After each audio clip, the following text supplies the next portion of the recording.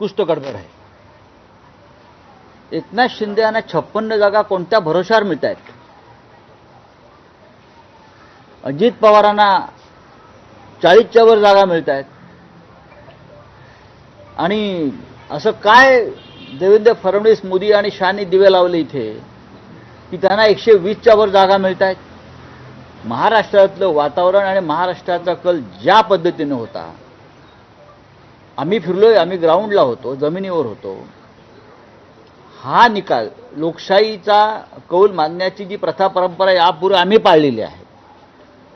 आम्ही पाळलेली आहे की लोकशाहीचा हा कौल आहे, आम्ही मानतो. पण हा कौल कसा मानावा हा या राज्याच्या जनतेलाही प्रश्न पडला असेल. शरद पवार साहेबांनी या महाराष्ट्रात तुफान उभं केलं होतं, बरं का. तुम्ही त्यांना 10 जागाही द्यायला तयार नाही. ते असं शक्य आहे का या महाराष्ट्रामध्ये?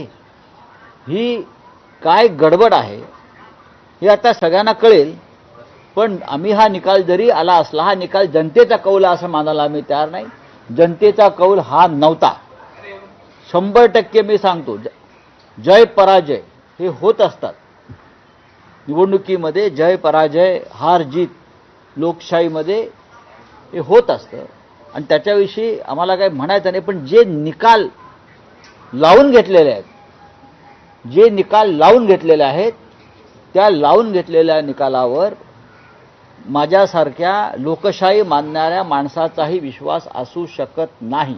राऊत साहेब, पण जे निकाल आहेत पूर्णपणे दिसतंय की लाडकी बहीण या योजने, मला असं वाटत नाही का महाराष्ट्रामध्ये लाडके भाऊ, लाडके आजोबा, लाडके काका, लाडके मामा, लाडके दादा नाही आहेत का? आहेत ना. मी परत सांगतो की काहीतरी गडबड आहे आणि ही मोठी गडबड आहे. महाराष्ट्रावर अडाणीचं बारीक लक्ष होतं. विशेषतः काल अडाणीचा अटक वॉरंट निघाल्यानंतर अशा प्रकारचे निकाल येतील का अशी आमच्या मनात शंका होती. गौतम अडाणीला अमेरिकेतून काल जे अटक वॉरंट निघालं, त्यांच्यावर जे भ्रष्टाचाराचे आरोप झाले, ते अप्रत्यक्षपणे भ्रष्टाचाराचे आरोप हे भारतीय जनता पक्षावरच होते, शिंद्यांवर होते.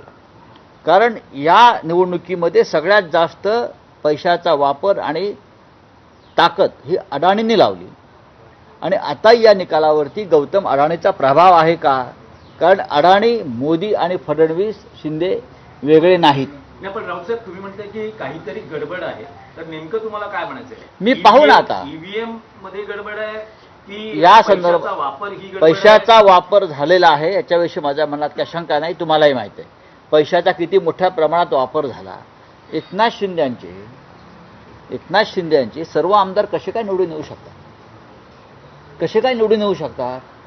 अजित पवारांचे, ज्यांच्या गद्दारी विरुद्ध महाराष्ट्रात रोष आहे, ज्यांच्या बेईमानी विरुद्ध महाराष्ट्रात प्रचंड रोष आहे, शरद पवारांच्या सभांना, त्यांच्या प्रचाराला तुफान प्रतिसाद मिळाला.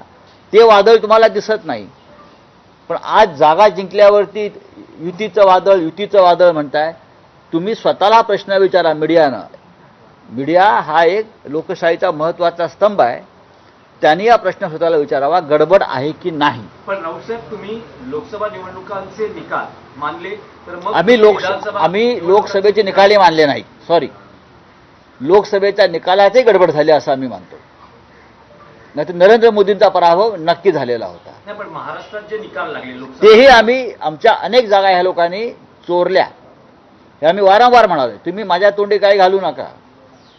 आम्ही अत्यंत संघर्ष करून विजय मिळवला. ह्या वेळेला खूप मोठं कारस्थान या निकालामागे मला दिसतंय आणि 100% हा निकाल लावून घेतलेला निकाल आहे, जनतेला दिलेला कौल नाही.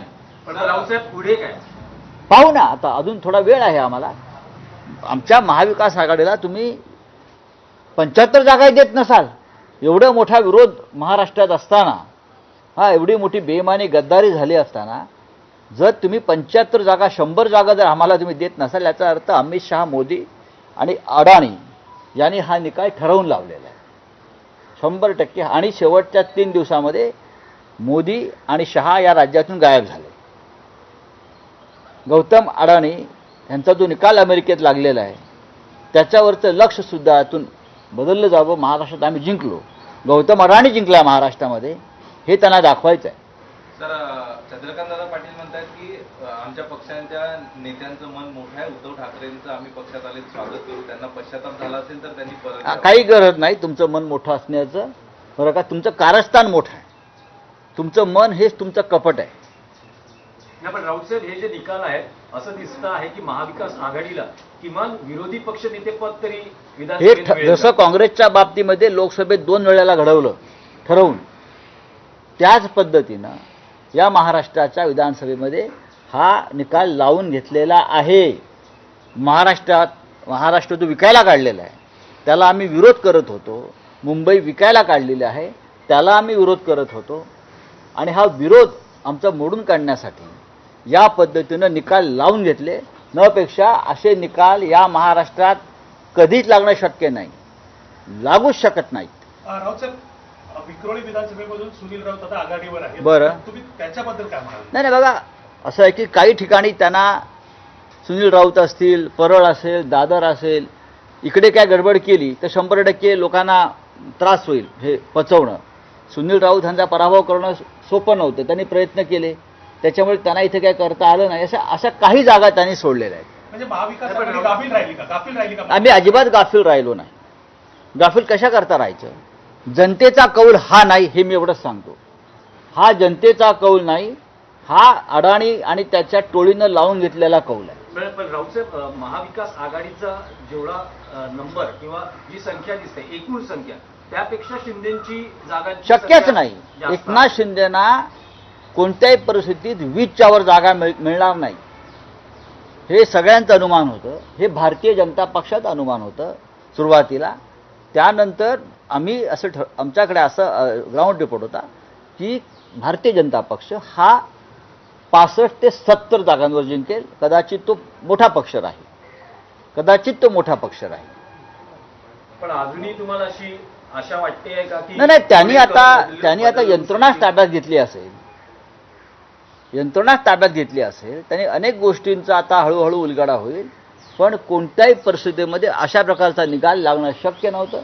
हा जनतेचा कौल आहे, हा मराठी जनतेचा कौल आहे. हे माझ्यासारखा माणूस हे कदापि मानणार नाही. मराठी जनतेचा, शेतकऱ्यांचा, कष्टकऱ्यांचा हा कौल नाही. सर, हिंदी में जानना चाहेंगे, चुनाव के नतीजों की गिनती शुरू हो गई है, फैसले जिस तरीके से सामने आ रहे हैं, महायुति जो है 121, बीजेपी की 121। बात ऐसी है भाई, जो नतीजे सामने आए उसके ऊपर मैं विश्वास रखने को तैयार नहीं. ये जनता का फैसला मानने को तैयार नहीं. हमने महाराष्ट्र की जनता का जो मन है, हमें मालूम था किस दिशा में जा रहा है. लेकिन 2 दिन पहले गौतम अडानी के खिलाफ एक वारंट निकला, अरेस्ट वारंट. बहुत बड़ा भ्रष्टाचार का आरोप हो गया, ब्राइब का केस है, रिश्वत का केस है 2000 करोड़ का. उसमें भारतीय जनता पार्टी की पूरी पोल खोल गई. गौतम अडानी, बीजेपी, मोदी जी, शाह जी और फडणवीस, शिंदे, ये एक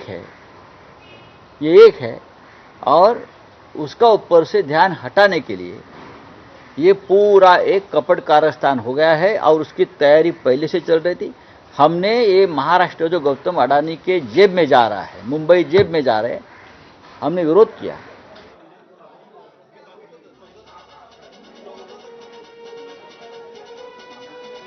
तर संजय राऊत यांनी सध्याच्या निकालांवरती भाष्य केलेलं आहे. हा जनतेचा निकाल आहे असं आम्ही मानत नाही, असं संजय राऊत म्हणालेले आहेत. शीतल म्हात्रे यांची प्रतिक्रिया आपण घेऊया. खरं तर संजय राऊतजी यांचे धन्यवाद, कारण हे जेवढे बोललेले आहेत